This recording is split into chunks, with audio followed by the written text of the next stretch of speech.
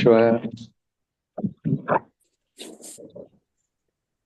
ॐ सदाशिवसमारम्भां शङ्कराचार्यमध्यमाम् अस्मदाचार्यपर्यन्तां श्रीगुरुपरम्पराम् ॐ सहना भवतु सहनौ भुनक्तु सह सहनौ भुनक्तु वीर्यङ्करवावहै सह वीर्यं करवावहै यस्विनावधीतमस्तु मा विद्विषावहै ॐ तेजस्विनावधीतमस्तु शान्ति शान्ति शान्ति शान्तिः ॐ तत्सत् ॐ नमः शिवाय ॐ तत्सत् ॐ नमः शिवाय Namah Shivaya.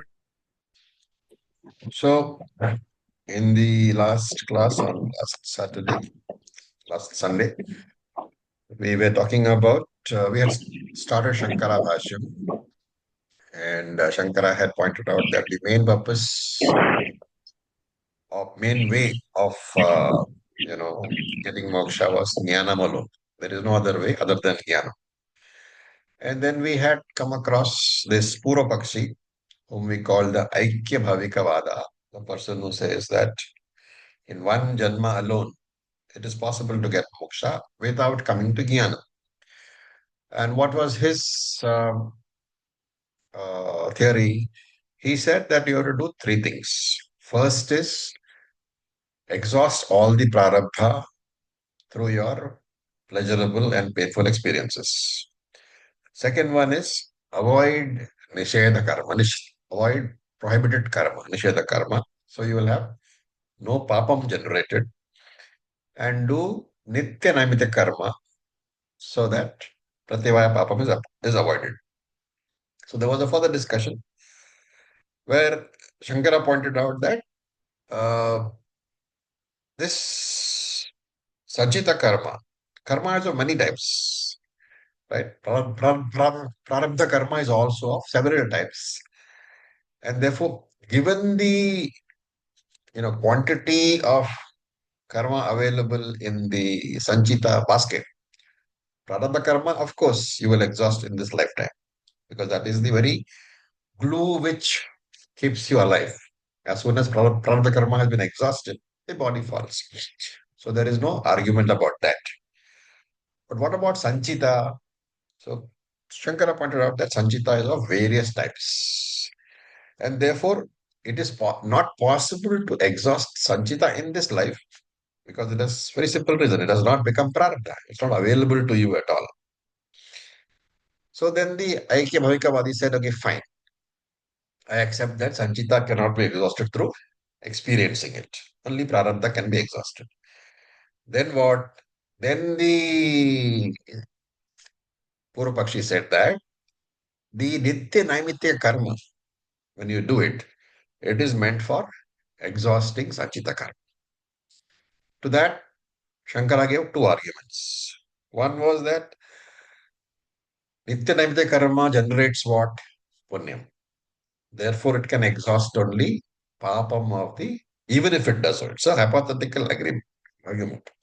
Even if it does so, it can address only the papam, sanchita papam. It cannot address punyam because punyam cannot neutralize punyam. That is one point. And the second point was he says that Shruti says that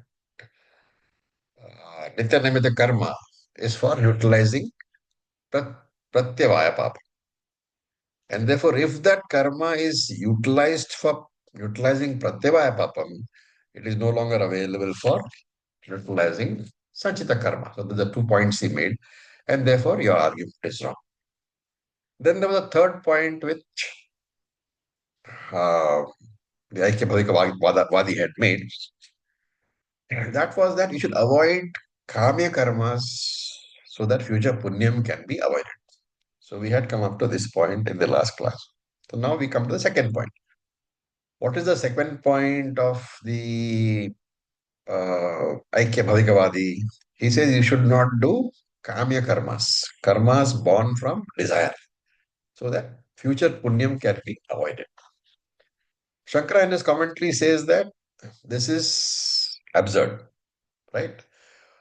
Because Kamya Karma cannot be avoided by Ajnani at all.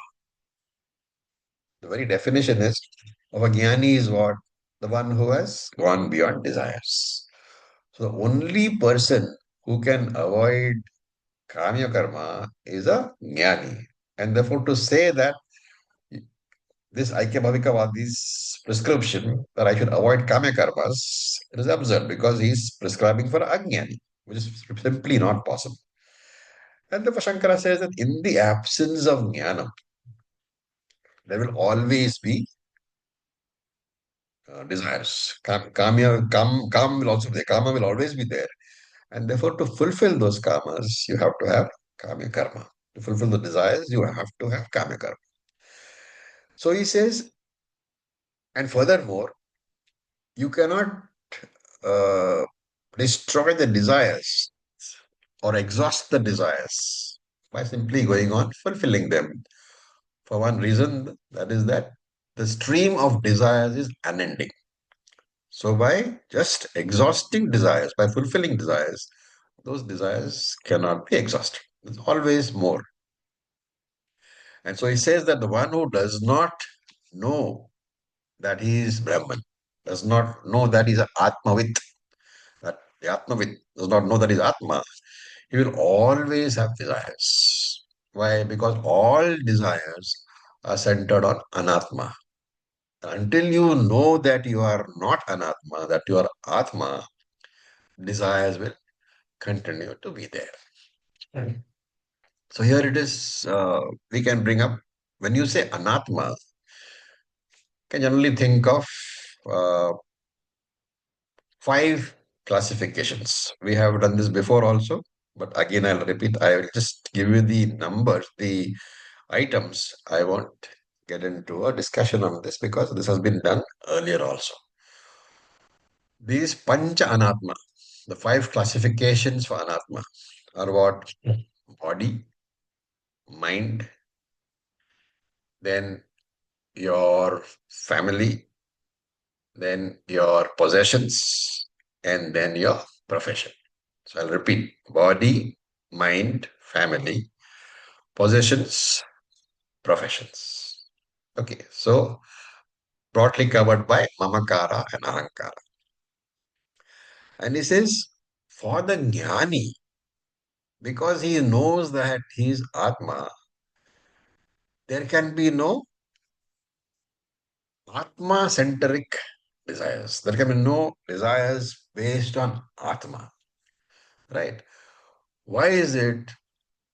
Because Anatma desires are based on the idea that there is something which I need.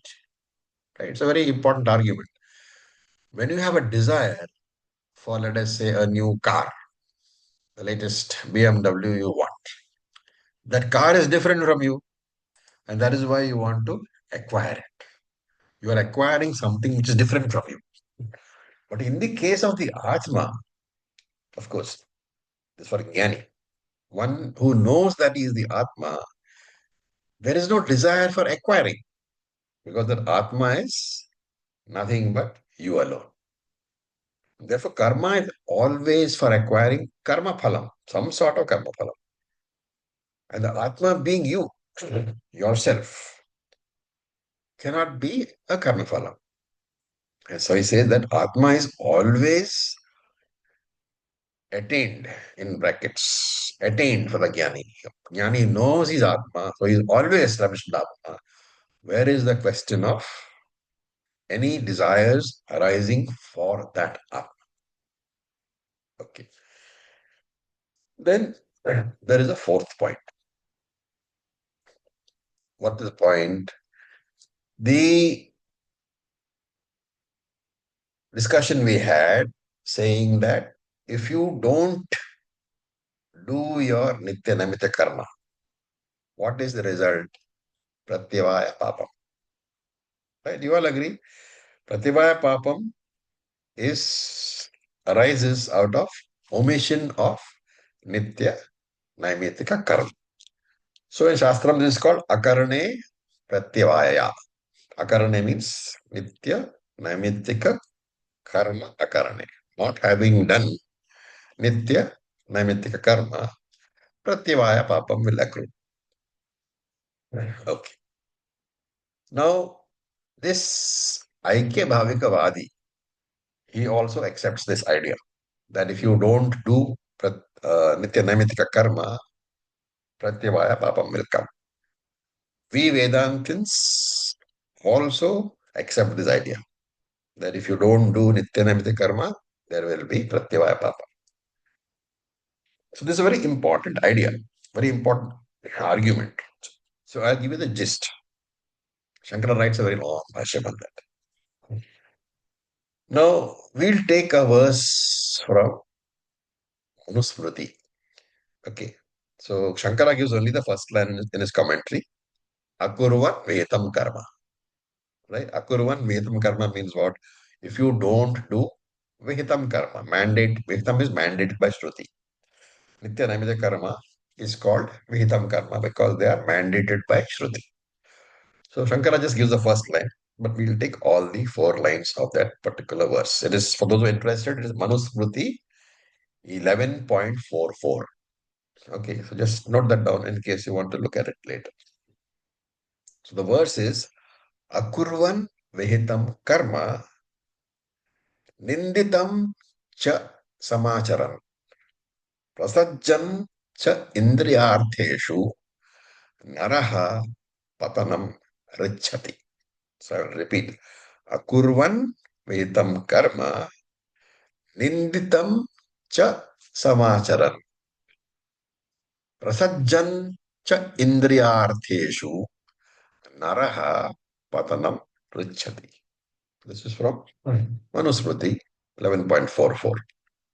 It talks about the consequences of doing wrong karma.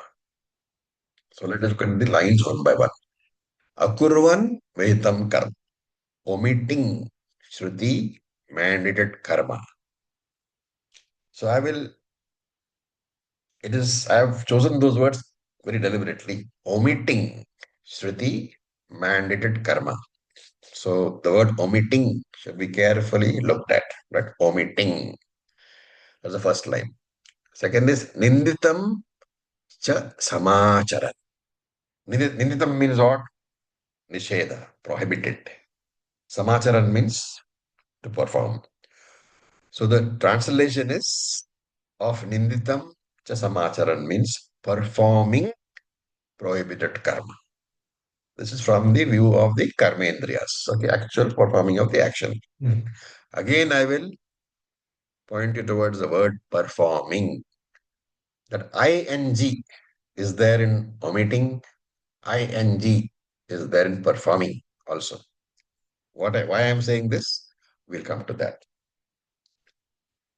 Then there is the third line. Prasajjan cha indriyartheshu. Prasajjan is indulgence. So prasajjan cha indriyartheshu, indulging the indriyas. Right? So this is Jnanendriya point of view, Jnanendra Drishti. The second one was Karmendra Drishti. So Prasajjan Indriyartheshu, indulging the Indriyas. Again, look at the word indulging. Okay, in all the three words I've used omitting, performing, indulging. The suffix is what? ing. Ing. Okay. All right. Those are the three lines. And the fourth line gives you the phalam. Naraha patanam rachati. The person doing these actions suffers a spiritual downfall. Naraha patanam rachati. Patanam falls.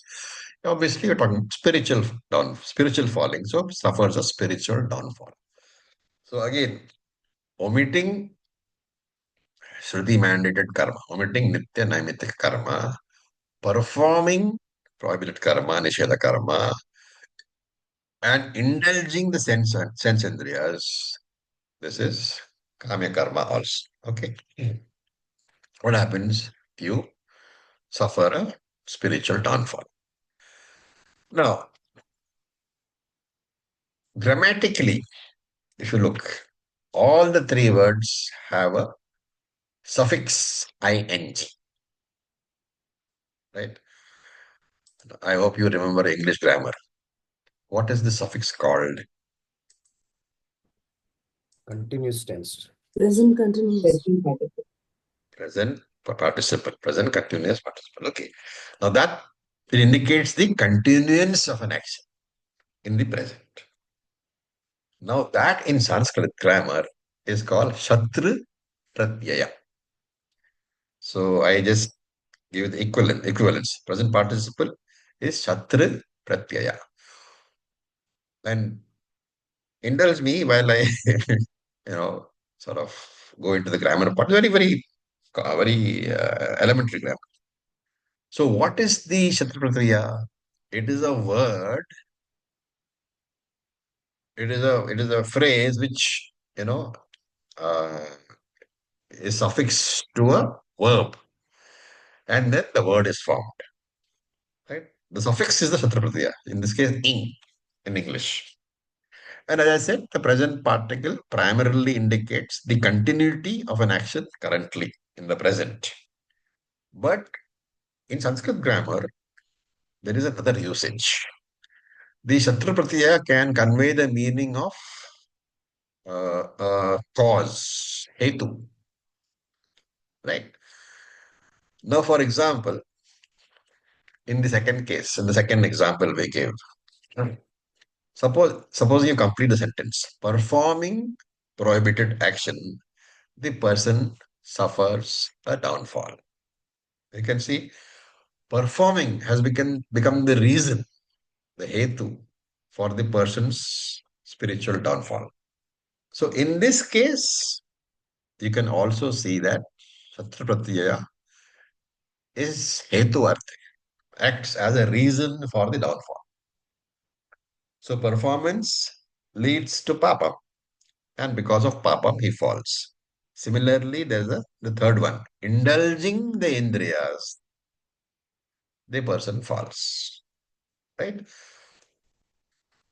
What am I coming to? You look at the last, the second and the third one. Ninditam cha samacharam, prasajjan sendriyartheshu. Performing prohibited karma, the person falls. Indulging the indriyas, the person falls. In both cases, the suffix ing is used as a reason, as a cause. Hetu arthe. Right? To put it another way, usage of the karmendriyas or the jnanendriyas in a non or in an incorrect manner will produce papa. So this interpretation of the second and third sentences, Vedantins agree upon, also the Purvapakshi agrees upon. Purvapakshi is a karma kandi, right? He also agrees. But there is a major difference in the interpretation of the first verse, Akurvan Vetam Karma. First line of the verse. Second and third line, we agree. Fourth line is a phalam. So that is okay. So only in the first line, we have a disagreement. Akurvan Vetam Karma. Not doing or omitting mandated karma, the person falls. That is the interpretation. Omitting of Vihitam karma. Vihitam means nitya, naimittika karma. Omitting nitya, naimittika karma, the person falls. Now, Karma Kandi says, the Purvapakshi says, you look at the second and third lines. What do they say? They say that the action indicated is a reason. The Shatra Pratyaya indicates production of path. Right? And he says, therefore, the first line should also be interpreted in the same way. That akurvan means omitting. But omitting is the same class as performing or indulging. Performing and indulging were both indicating the reason why the person falls. So omitting is also taken to be a reason why the person falls. I hope I'm making sense so far. Anybody? Any doubts? I will take the silence to indicate there are no doubts. Okay, because if there are doubts, you should say. Okay. Acharyaji. Yes, please. So performing and omitting, I mean, isn't Jnanam the solution for this then? No, let's not go there. We're talking about the particular Pratibha Papam problem, right? So he's saying that in line number 2 and line number 3, the Shatra Pratyaya, the usage of the ing suffix is indicating the reason why a person falls. A person fall means production of papa, essentially, right? When you say a person falls spiritually, you are saying papam is being generated. That is the argument used in second and third line. And he's saying, therefore, in the first line, when you say omitting Nityanabhida karma, the omitting should be taken as producing papa. Okay, so that is the argument. Okay, understood. Okay. Now, so therefore, in the meaning of the first line, you should take omitting Nitya karma is producing papa. What is this papa? Pratyavaya papa.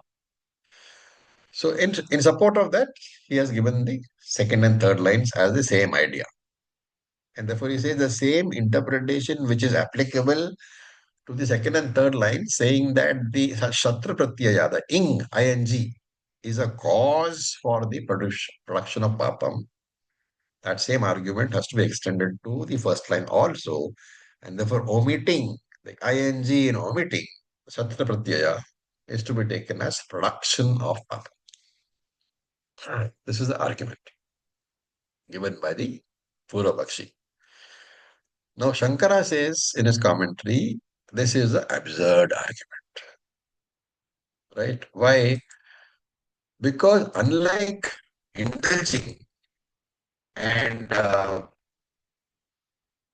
what they call performing, there is a big difference in omitting. What is that? Not doing anything. Yes, indulging is positively doing something. Performing is positively doing something, but omitting is not doing something. So it is indicating karma abhava, non-existence of karma. While the other two, they are showing you a karma is happening. Indulging is happening, performing is happening, while omitting is showing you that karma is not happening. So he says, from a non-existent karma, abhava karma, how can an existing papam, bhava papam come? It's a very old argument which we have used it where long ago. When did we use Bhagavad Gita, chapter 2, which verse? 16. Okay. So this is the argument. From non-existence, existence cannot come. Right? Because if you said that if you agree or accept the fact that from a non-existing cause, an existing product can come, then all shortages in this universe are taken away. Because I can get gold from nothing. I can get silver from nothing. I can get food from nothing. I don't need a cause because abhava, karma abhava. I don't need the cause at all. Without doing anything, I can get food on my table. I can get money in the bank. And therefore, he says, that is absurd. A existing product cannot come from a non-existing cause.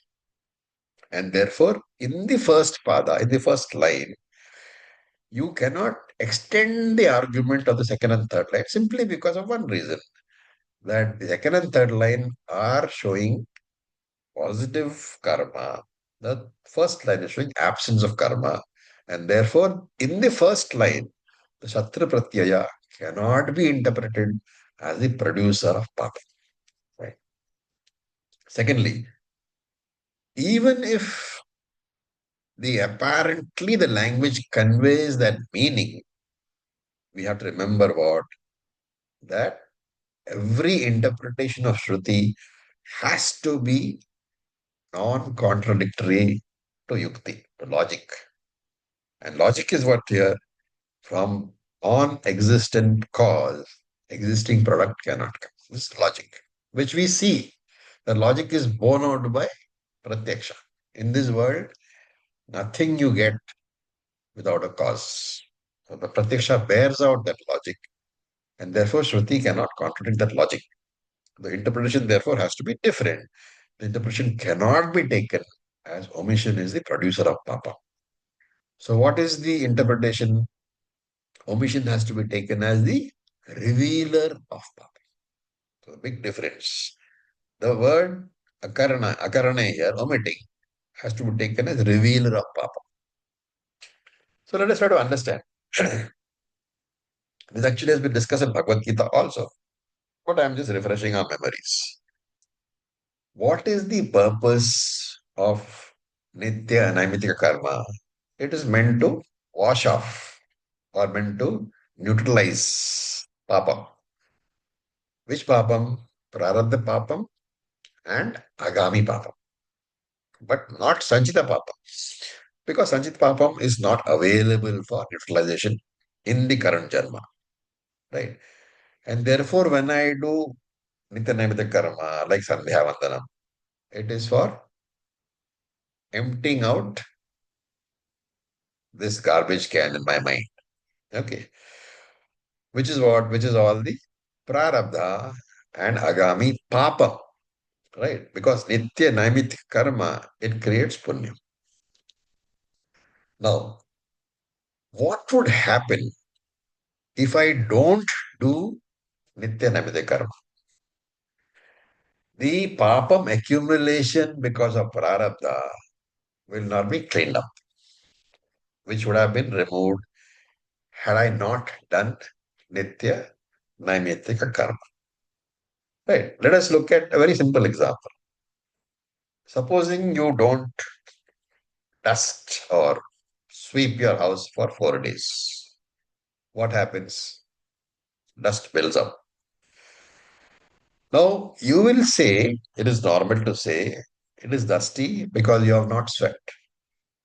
Then the question you have to ask here is the action of or the non-action of not sweeping, is that the cause for the dust? What is the answer? No, it is not the source. It is not the source of the dust. What is the source of the dust?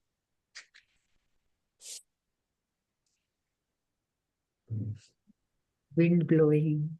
Wind blowing, windows open, so many things. Then what did the daily sweeping do? It maintains. Daily sweeping cleans the daily dust, and therefore dust is not seen. When you don't sweep for 4 days, it is not that the non-sweeping is producing the dust. It is that the accumulation of the dust is revealed because of non-sweeping. The daily sweeping prevented that accumulation. And Shankara says this is the same thing here. You have to do Nitya Naimittika karma to ensure that your daily prarabdha produced papam or agami produced papam is swept away. And if you don't do that, if you don't do that karma, then there'll be the accumulation. Right? And so this akaranam is to be taken as a revelation of the accumulated papa. There cannot be production of prativaya papam. Prativaya papam is not produced by the non-doing of nitya naimittika karma, but the word akarane in that sentence has to be taken as a revealer, indicating that because you did not do nitya naimittika karma, there was an accumulation of the past papam, prarabdha and agami. And this accumulation is being revealed. And because it is being accumulated, it is papam after all. Papa phalam will definitely be there. Right? Therefore, he says it has to be taken in this manner only. All right. Okay. Any questions so far? I hope you understand where it is going. So basically, Pratyabhaya Papam is not Papam. No, it is papam. Or Nitya Naimittika Karma provides Punyam, and that Yes. Punyam is neutralizing some Papam which are due to our current karma or Prarabdha. And Yes. if that neutralization doesn't happen, we are calling it Pratyabhaya Papam. So Yes. there is That no papam new which Papam. is, there is no Huh. new papam. The Pratyabhaya papam is the name given to the revealed papam, which would otherwise have been swept away or neutralized. That's the correct understanding. There is no fresh papam called Pratyabhaya papam being produced. It is existing prarabdha agami papam, which is not neutralized. It's given a new name to distinguish. Right. Okay.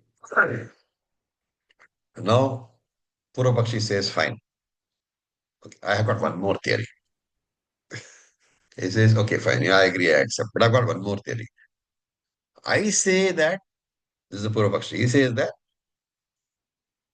performance of Nitya Namita Karma does not produce phalam at all.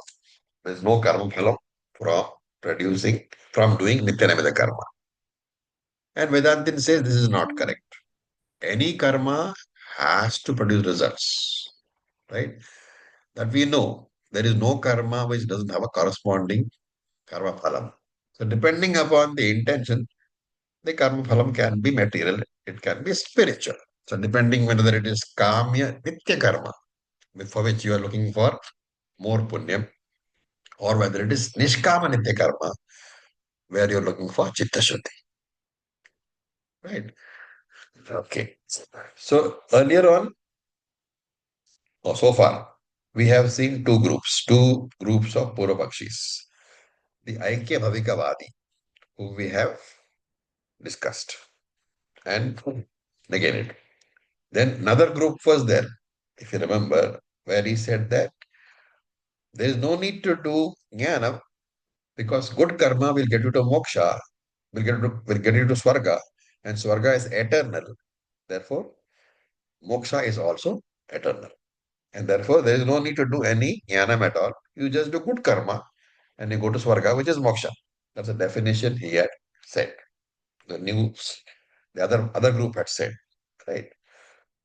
So, and Shankara here says that he reminds you that, the other group had said that moksha is nothing but eternal pleasure, which is there in Swarga. And this Swarga is obtained as a result of karma. And going to Swarga is defined as moksha. And therefore, moksha can be accomplished by karma, not through jnana. This was the second Purvapakshi. Shankara says that is not acceptable. Why? Because moksha is defined as eternal, not only by Vedantins, but by all darshanas. All these darshanas in the tradition, they say moksha is eternal only. And he says, now you are saying that by doing karma, I will go to swarga and that is moksha. What is the flaw in the argument? Swarga is not eternal. Temporary. It is also only to be. Moksha was not present. If moksha is eternal, then you can't get it. It's already there. Correct. So he's saying that if moksha is eternal, that eternal cannot commence at any point of time. So if you are saying that I am going to go to Swarga by doing good karma, then there is a point at which you're going to Swarga, right? That point in time. And therefore there is a beginning. And that beginning, the moment you say moksha is beginning, you are saying moksha is not eternal. But whatever is beginning must have an end. And therefore he says, that idea also is not correct because moksha cannot be achieved through karma. Okay. Now, in this whole discussion, remember that we have been talking about karma in a slightly derogatory manner, but that is not the idea. We should not take it that Shastra or Shankaracharya condemns karma. Why? Because karma is very, very important. Karma alone can give chitta shuddhi. The only point being driven again and again is that karma can give chitta shuddhi. It is very important. But chitta shuddhi cannot give moksha. The phalam of karma is chitta shuddhi, not moksha. Okay. Having said this, then the Purvapakshi comes again. He says, okay, fine. Maybe karma cannot give moksha, I accept. What about karma enhanced with upasana? Can it not give moksha? Can it not produce moksha? So Shankara again says no. Why? Because whenever you say moksha is produced, you are saying moksha has a beginning. Therefore, it is not eternal. The words nityam, which is eternal, and the word arabhyate, produce, they are contradictory. You cannot use both those words in one sentence. You cannot say that I am going to produce moksha or produce nityam. So therefore, he does not accept. Okay, then Purvapakshi has one more argument. Purvapakshi says that you said, O Shankara, that whatever has a beginning is not eternal. I accept it's a general rule. But all general rules have got exceptions. And therefore, moksha will come under this exception. Now, this Purvapakshi, he gives a discussion from Tarka Shastra. Right? So, Tarka Shastra, a little background, various padarthas, objects are discussed in Tarka Shastra. And one of these padarthas is abhava, non-existence. Right? Again, we have seen this in Bhagavad Gita, but I am repeating. According to Tarka Shastra, this non-existence, this abhava, is of four types. One is prag abhava, prior non-existence. Second is pradvamsa abhava, posterior non-existence. The third one is anyonya abhava, mutual non-existence. And the fourth one is atyanta abhava, absolute non-existence. So there are four. Prior non-existence, posterior non-existence, mutual non-existence, and absolute non-existence. So let us take prag abhava and pradvamsa abhava. Prior non-existence and posterior non-existence. Okay. When you say, when did prag abhava start? What is the answer? Now I am saying, for example, take a particular person, Mr. X. Before he was born, he did not exist. Right? That non-existence of Mr. X before he was born is called pragabhava. When did that pragabhava start?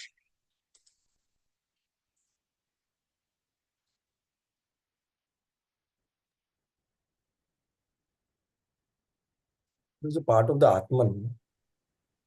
No, no. After his previous birth. Sorry? After his previous birth. No. Mr. X is with body, this body. You cannot take him as Jiva with subtle body. Mr. X has got a physical body.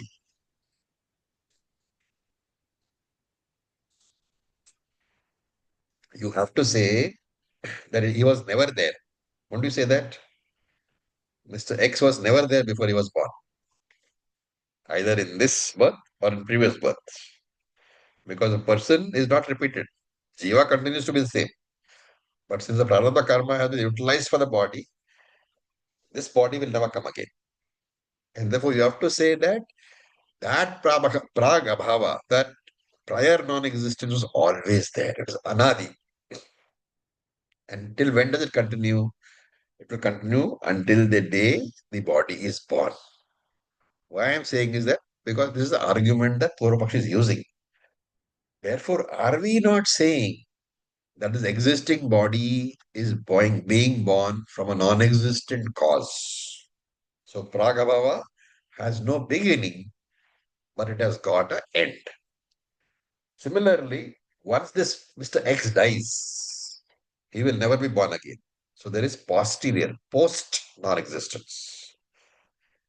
Since that same Mr. X body will not be born again, that post non-existence has no end. But it's got a beginning.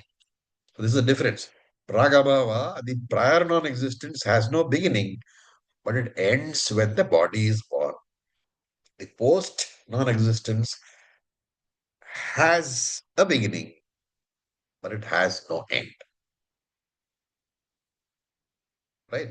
So this is all the discussion in Tarka Shastra. And Purvapakshi picks up this Pradvamsa Bhava and says that it is of a special nature. Even though that Pradvamsa Bhava is born when it comes to being when the body dies. But it is eternal. And this is the exception to the rule that whatever is born is going to die. Do you follow the argument? A little complicated, but it's important to follow the argument. So let me see. Do you follow? Yeah, but if we segregate the Vyavaharika and No. We are not going to that.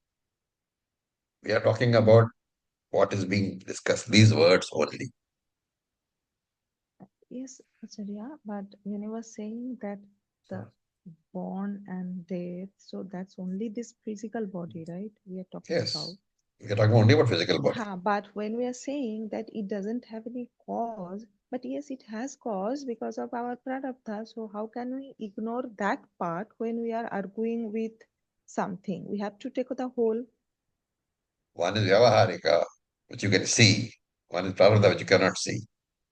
Yes, So but in the reason Tarkashastra, of yeah. Tarkashastra, you're discussing what is the thing you're discussing? Can something be born out of a non-existing cause?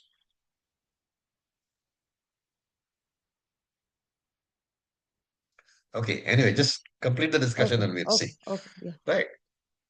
So he says, this prag-abhava, this non-existence post the body. After the body of Mr. X is dead, there is non-existence of Mr. X, which has got a beginning because the beginning was when Mr. X died. It has no end because Mr. X will not come again. And therefore, it's got a special character. Even though born,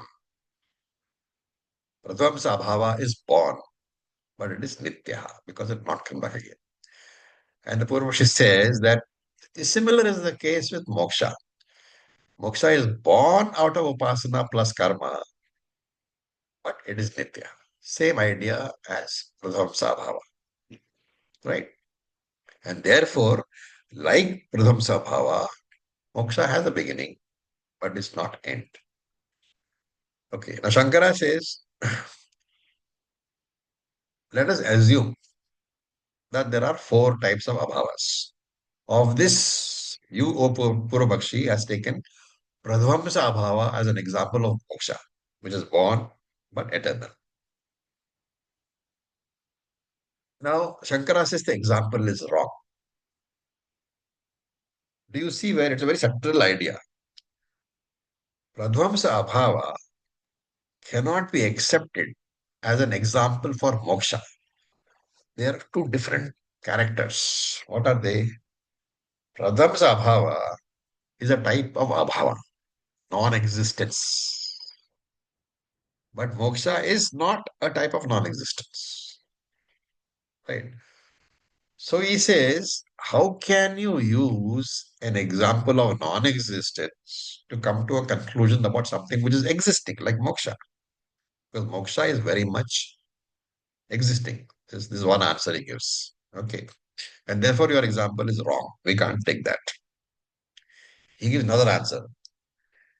He says the very act of classifying abhava into four types, it is ridiculous.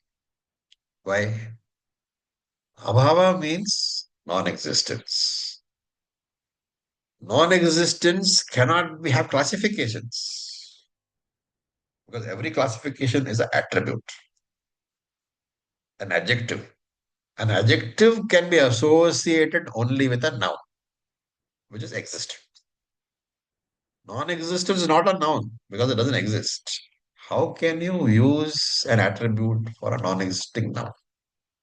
Therefore, that very idea itself, the argument itself is ridiculous. Right? Anandagiri in his sub-commentary adds a note. He says, you talk about Shadvikara, right? 6 changes of the body. And one of the Shadvikaras is Janma, right? Janma is what? It is an existing change. Something comes into being.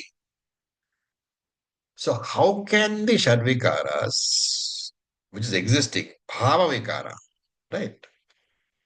Be attributed to Abhava, be connected with Abhava. Janma you cannot connect to Abhava because Janma is something which is existing. How can you connect it to non-existence? If this is a particular argument.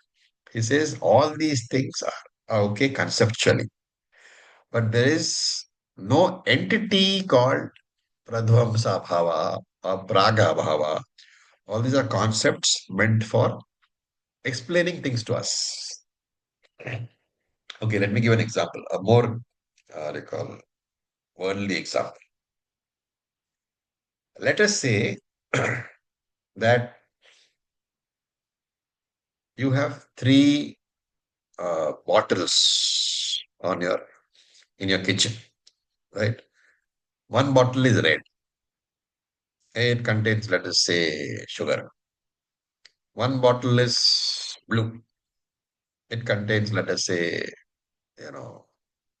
salt. And one bottle is green. It is empty, right? Now, the containers have got attributes. Red container, blue container. You can say green container, or you can also say empty container, right? The word empty is also being used as an adjective, but it is not a positive attribute like red or blue, right? You can look for red, you can look for blue, but you cannot look for emptiness.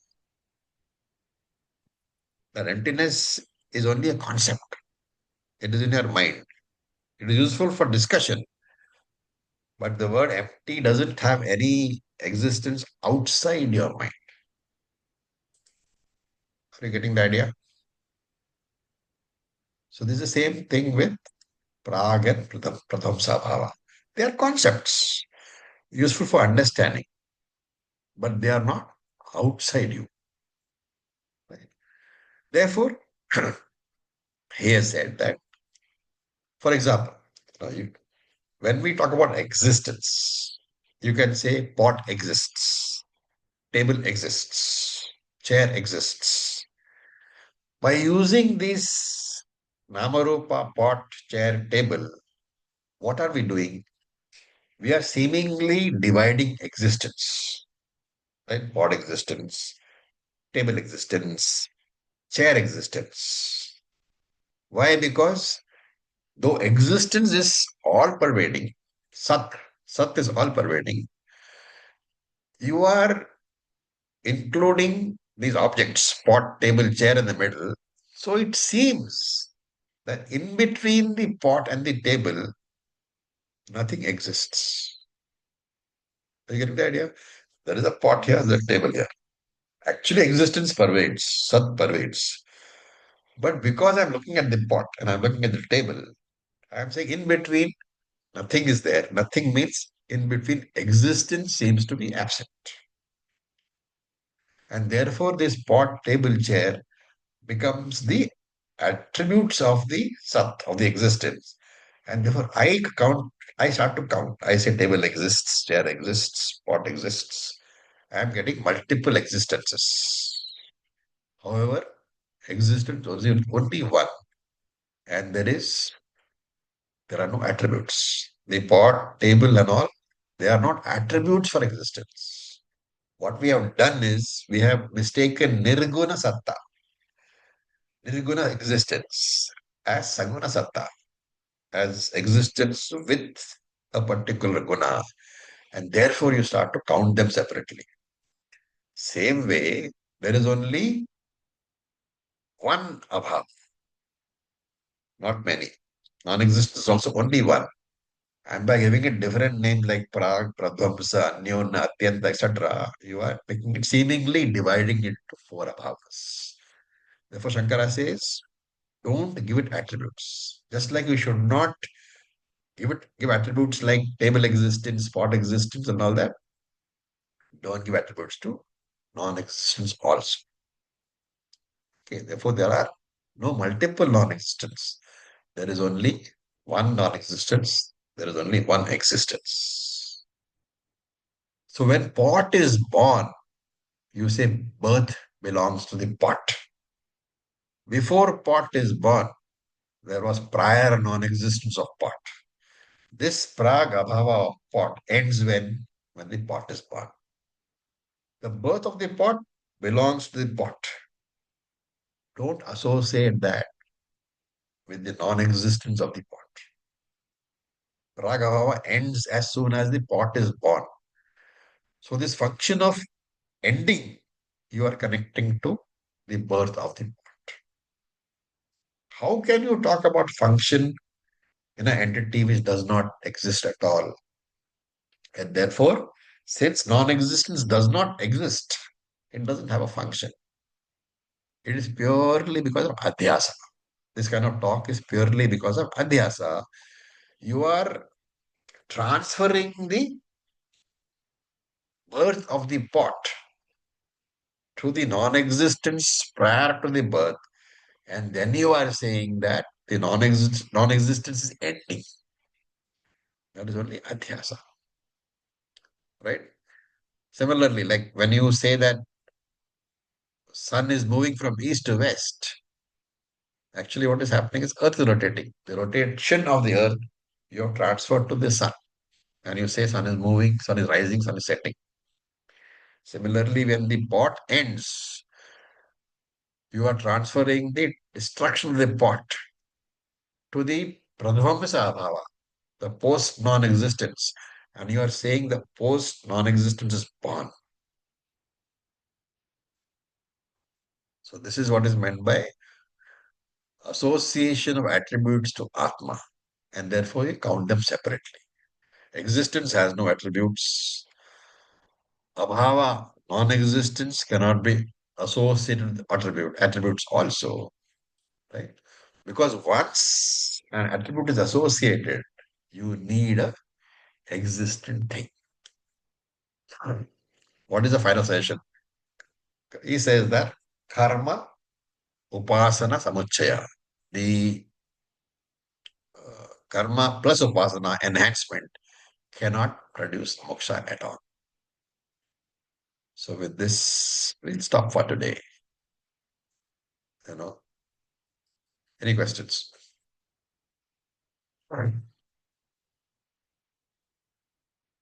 So the non-existence is only in Nama Rupa.